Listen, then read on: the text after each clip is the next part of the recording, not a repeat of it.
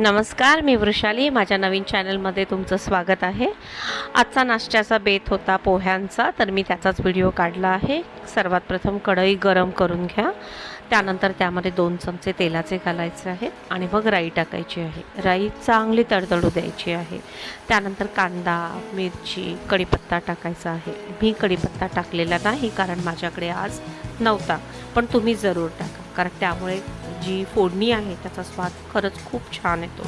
कढीपत्ता कधी-कधी स्वतःचं म्हणजे अस्तित्व जे दाखवतो तो फोडणीचंच. ठीक आहे. त्यानंतर तुम्हाला एक बटाटा टाकायचा आहे, जो स्वच्छ धुवून घ्यायचा आहे आणि 1 ते 2 मिनटं तुम्हाला झाकण ठेवून चांगली वाफ द्यायची आहे, कारण बटाटा जो आहे तो चांगला मऊसूद व्हायला पाहिजे. कारण बटाटा खूप छान शिजला की पोहे कसे खूप छान लागतात.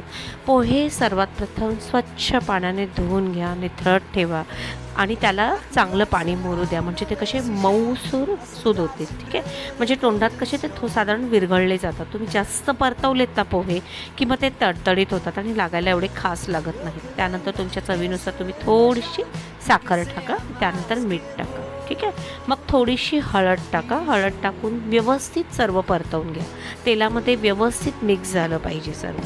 ठीक आहे. आता माझे ज्या रेसिपीज मी टाकणार आहे सुरुवातीपासून तुम्हाला, तर अशाच रेसिपी नवीन नवीन जे तुम्हाला पाहायच्या असतील तर माझ्या चॅनलला तुम्हाला सबस्क्राईब करायचं आहे. ठीक आहे. जेणेकरून तुम्हाला माझ्या ज्या न्यू रेसिपीज आहेत त्याचे नोटिफिकेशन येऊन जातील.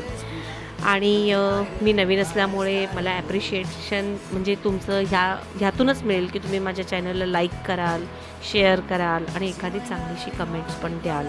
म्हणजे तुम्हाला एखादी रेसिपी खायची असेल किंवा तुम्हाला असं वाटत असेल की तुमच्या पद्धतीने दाखवा कशी बनवायची, एवढं जरी कमेंट्समध्ये दिलं तरी मी म्हणजे शक्यतो तुम्हाला करून दाखवण्याचा प्रयत्न करेन. ठीक आहे.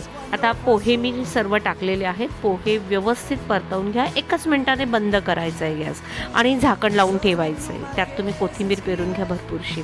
ठीक आहे. माझा पूर्ण व्हिडिओ पाहिल्यामुळे खरंच तुमचे मनापासून धन्यवाद. Thank you very much.